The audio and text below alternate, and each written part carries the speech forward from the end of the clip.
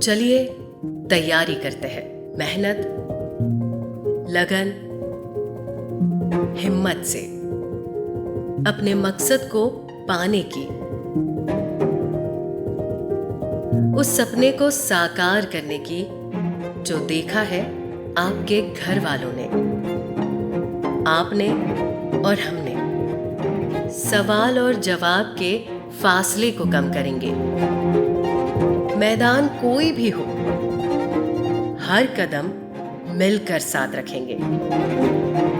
राह चाहे कितनी मुश्किल हो, हम कोशिश लाख करेंगे, बार बार करेंगे।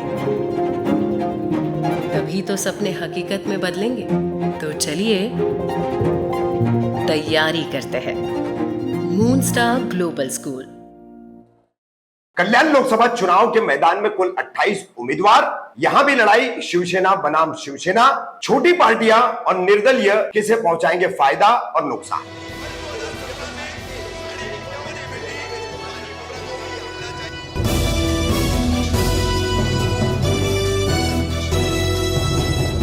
रफीक कामदार, हिंदुस्तानी रिपोर्टर में आपका स्वागत है।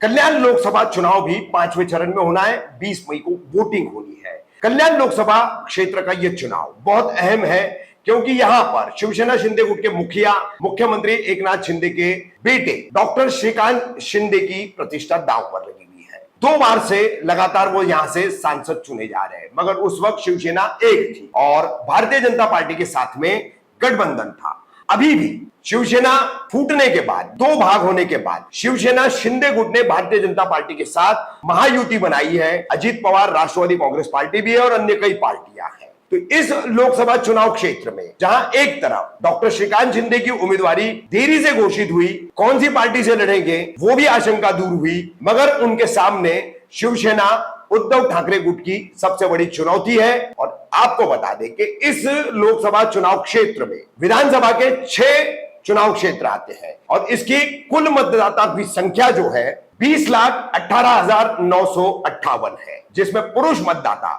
10,85,710 है, महिला मतदाता 9,32,510 है। विधानसभा के हिसाब से हम अगर इसकी बात करें तो फिलहाल इस सीट पर अभी भी शिवसेना शिंदे गुट मजबूत नजर आ रही है, क्योंकि भाजपा के विधायक जैसे उल्लासनगर में भाजपा के विधायक है कुमार आयलानी, उसके बाद अंबरनाथ में शिवसेना शिंदे गुट के विधायक है बालाजी किनीकर, कल्याण पूर्व में भाजपा के विधायक है गणपत गायकवाड़, डोंबिवली में भाजपा के विधायक है पूर्व मंत्री रविंद्र चौहान, वहीं कल्याण ग्रामीण में मनसे के राजू उर्फ प्रमोद पाटिल, और अंत में कलवा मुमरा जहां पर महाविकास आघाड़ी राष्ट्रवादी कांग्रेस पार्टी शरद पवार के जितेंद्र आव्हाड। ये 6 विधानसभा क्षेत्र है। तो शिवसेना उद्धव ठाकरे गुट के पास एक भी विधानसभा क्षेत्र नहीं है। महाविकास आघाड़ी के जितने भी दल है उनमें से एकमात्र राष्ट्रवादी कांग्रेस पार्टी शरद पवार गुट के पास कलवा मुमरा ये इकलौती एक सीट है। कुल 20 लाख से भी ज्यादा का ये चुनाव क्षेत्र।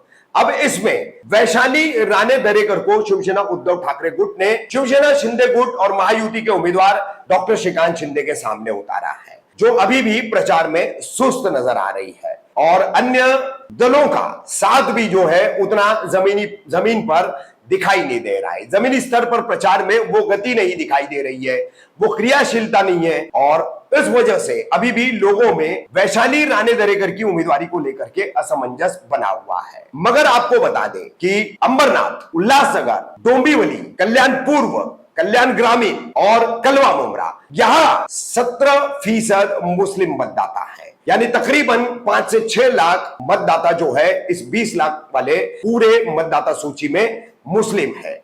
5 से 6 लाख मतदाताओं में से महाविकास आघाड़ी शिवसेना उद्धव ठाकरे गुट इन्हें कितना साधने में कामयाब होता है। हाजी मलंग बाबा दरगाह और श्री मलंगगढ़ ये विवाद जो है इसे ऐन चुनाव से पहले हवा दी गई, बड़े बड़े धार्मिक कार्यक्रम कराए गए मौजूदा सांसद और उम्मीदवार डॉक्टर श्रीकांत शिंदे द्वारा। अब उस पर वो कोर्ट में होने की बात कर रहे हैं, किसी भी तरह का वक्तव्य नहीं दे रहे, लेकिन ये मसला जो है मुसलमानों की धार्मिक आस्था से जुड़ा हुआ है। इसलिए इस बार जो है कितना मुस्लिम मतदाता जो है श्रीकांत शिंदे या शिवसेना शिंदे गुट और एनडीए को, बीजेपी की अगुवाई वाली एनडीए को वोट करना पसंद करेगा? ये सबसे बड़ा एक अहम सवाल है। दूसरी तरफ वैशाली राणे दरेकर इस तरह से अभी भी बचे हुए दिनों में, जो 11 दिन बचे हैं, उसमें कैसे प्रचार में बढ़त बनाती है। शरद पवार की सभाएं होनी है, उद्धव ठाकरे की सभाएं होनी है, डोंबिवली में होगी, कल्याण में होगी, अंबरनाथ में होगी। तो ये सब माहौल क्या बनेगा और किस तरह से यह माहौल वैशाली राणे दरेकर के पक्ष में जाएगा? क्योंकि पिछला चुनाव श्रीकांत शिंदे